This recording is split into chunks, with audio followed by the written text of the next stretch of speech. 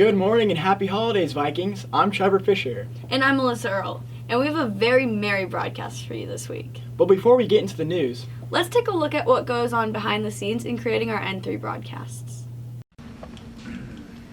The digital broadcast class works very hard to produce broadcasts every 2 weeks. Each video takes a lot of time and effort to complete. On average, I would say about a week, because you need a day to plan and set things up, a day to get your B-roll or film what you need, another couple days to edit, put everything together, do voiceovers, make things look good, and then final day to clean things up, and you're good to go. Let's get started with with your least favorite Christmas present. The things I like about this class is, first of all, I like making videos and making stories for people to see, and I like working with friends and other people to get things done.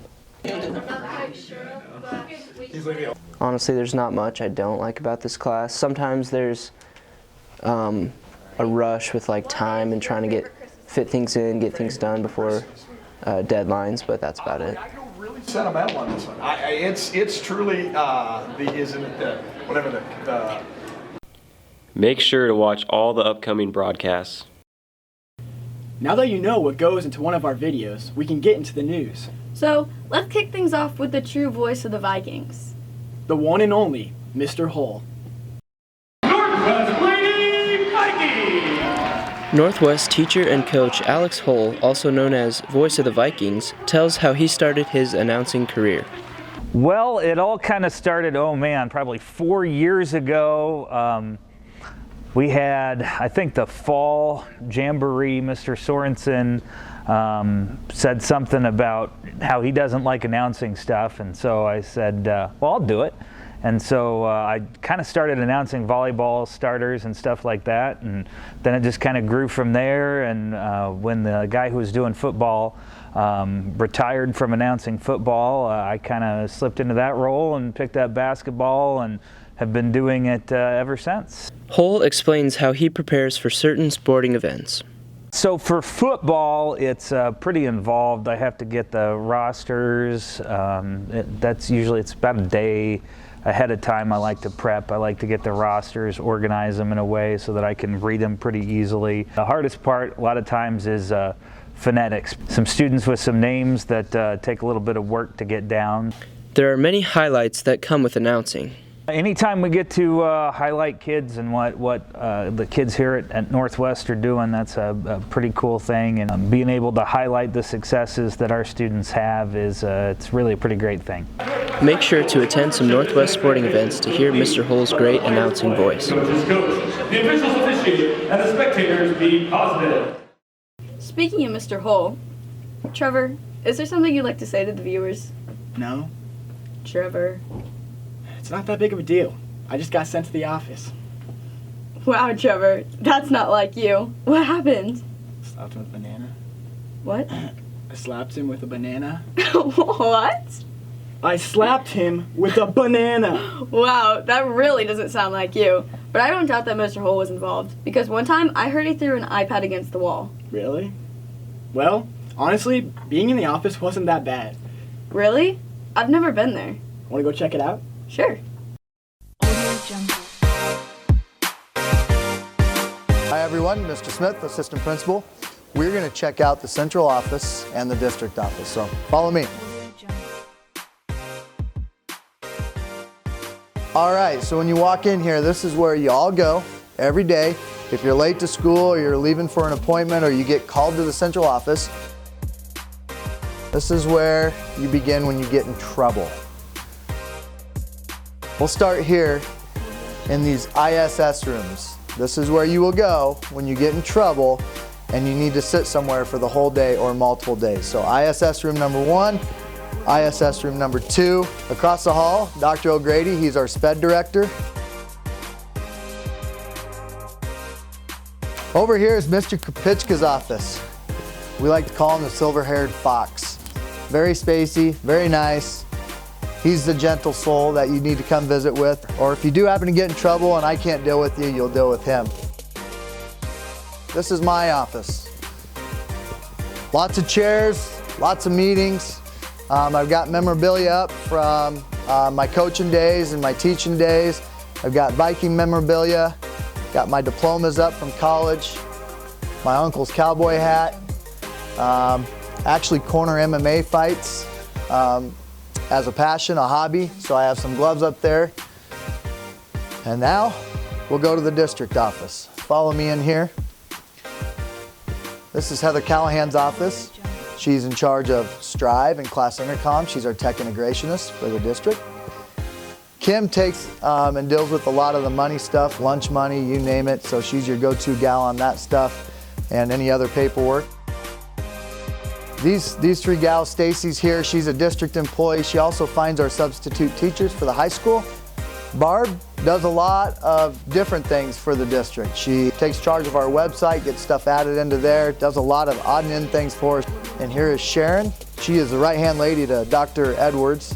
She takes care of all the finances for the district. Very smart lady. Dr. Edwards, that's the soup's office. So this is our district office. You probably don't see it a whole lot. This is all the stuff behind the scenes that helps all of our schools run well. So that is all I got. I have lunch duty, so that means you guys have to go. That doesn't look too bad. Maybe I should get in trouble more often. Yeah, right.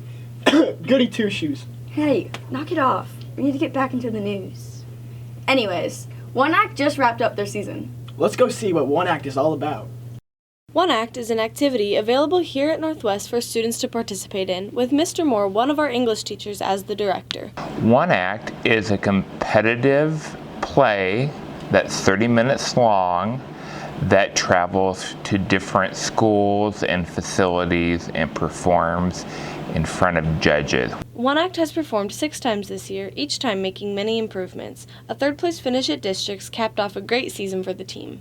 This year, I think we've really improved in a couple ways. First, I think really connecting emotionally to our story, which is very, very in-depth. I also think as far as ensemble, with action and reaction and freezes, we've improved a lot too. Last year we didn't have that many kids, which that was kind of hard to put on a play with only like 8 kids. But this year we've got a lot more members and we're a lot more dedicated, I think. OneAct works on a different play each year and performs it at competitions, schools, and events. This play was 146-point flame by Matthew Thompson. Scoring a lead role in the play doesn't come easy. Every year, Mr. Moore takes each one of his students through an audition process that helps him narrow down his choices for characters. The audition process is fairly open. As long as students are willing to work hard, take chances and get outside your comfort zone, you can be part of OneAct for 2020. I was really nervous because last year in the play I was a clock, and so I didn't have any lines, and this year I had lines and I was worried about memorization, but I got it. Congratulations to OneAct on the great year that they had, and we wish them the best of luck in the future.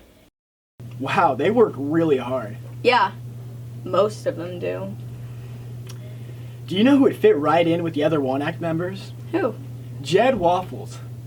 Trevor, I don't think... Let's get an inside look on the life of Jed Wallboard. Jed Walford is a junior who transferred to Northwest from Gish this year. After 2 years, I decided to transfer here because I still had a lot of friends here from middle school and previous basketball teams I was on, and I liked the idea of a smaller school a lot more, and I felt like it would be a much better fit for me here than it was there. Every high school is different. Northwest was the right fit for Jed. Some of the main differences I've noticed between Gish and Northwest is that obviously the school size here is much smaller than Gish by a big amount, and another thing too is I enjoy the culture here so much more. It's just like everyone kind of knows each other. All the teachers really care for their students, and everyone gets along a lot better here. Switching schools is always a challenge.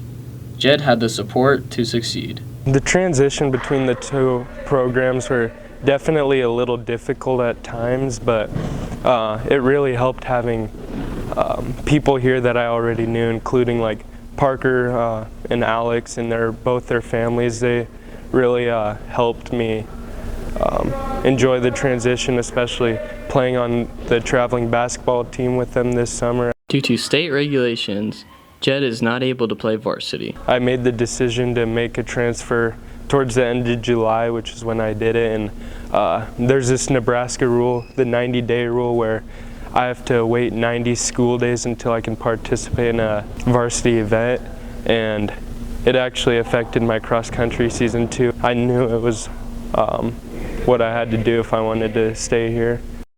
Jed is really dedicated. I'm glad he's a Viking now.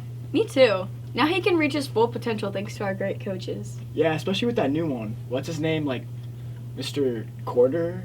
No, it's not that. Isn't it like Mr. Peso or something? No, it's not that. It's Mr. Half Dollar. Right? Alyssa, I think you dropped this nickel. Oh, that's it! Mr. Dime! Let's go. Mr. Nicol is a recent addition to the Northwest men's basketball coaching staff. Currently coaching boys basketball here at Northwest. Mr. Nicol uses his coaching expertise to benefit all of the basketball players.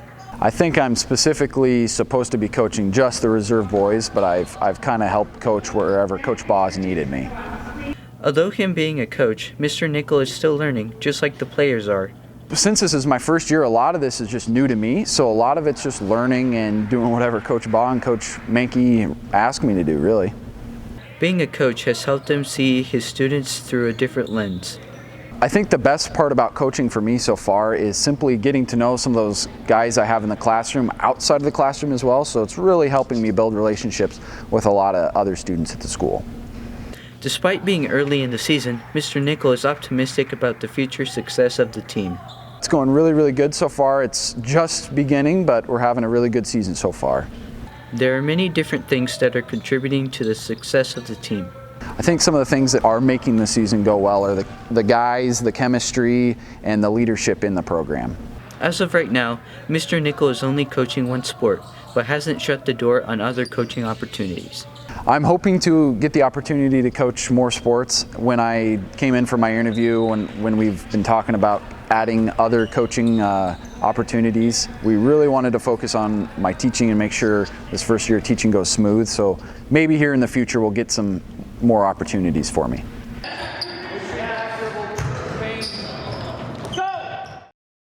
Wow, what a cool dude. Yeah, he is. Well, thanks for watching the broadcast. See you next time. Huh, just kidding. Now for your favorite Viking in the Village. Hey everybody, welcome back to this week's episode of Viking in the Village. I'm Kaylee. To get you into the Christmas spirit, we have a couple Christmas questions to ask you all. Let's get started with what's your least favorite Christmas present? It'd probably have to be clothes. Probably pencils for school. New twinkle toes. Fidget spinner. A sweater. A crappy pair of sweatpants. Just underwear. Yodeling pickle. Underwear and socks. Underwear. A gift card. I had to have gotten a bad toy. But I don't think I did. Maybe a tie once. I don't know, but I love ties too. So. Well, other than you and your mom, probably no Christmas. Can you name all the reindeers' names? We got Rudolph, Dancer, Prancer, Donald, Trump, Vixen. Can you list all the reindeers' names? Comet. No, that's not the. Yes. Okay. Wait. Rudolph. Blitzen. Is it Blitzen? Donner. Can you name all the reindeers' names? Rudolph. Dancer and Prancer. That's all I know. That's 4. Dixon, Blitzen, Cupid. Cupid. Is there a Cupid?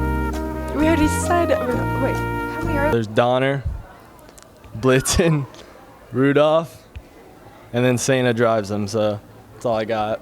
There's 9. How many do we have? Like 5. Donner, Dixon. Is that one? Blitzen, Dixon.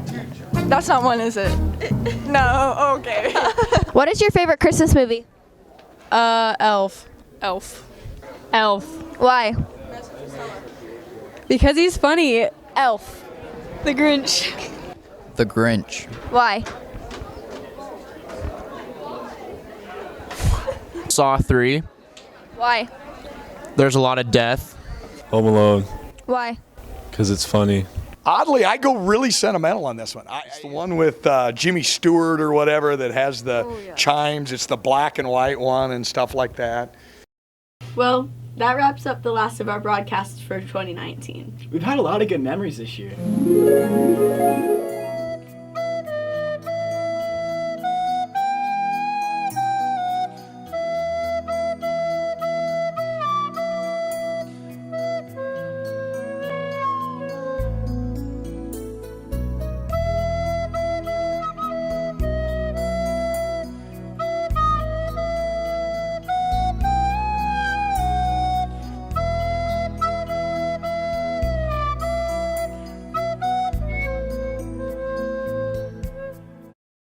Thanks for watching our broadcasts this year. I'm Alyssa. And I'm Trevor. And see you next year in 2020.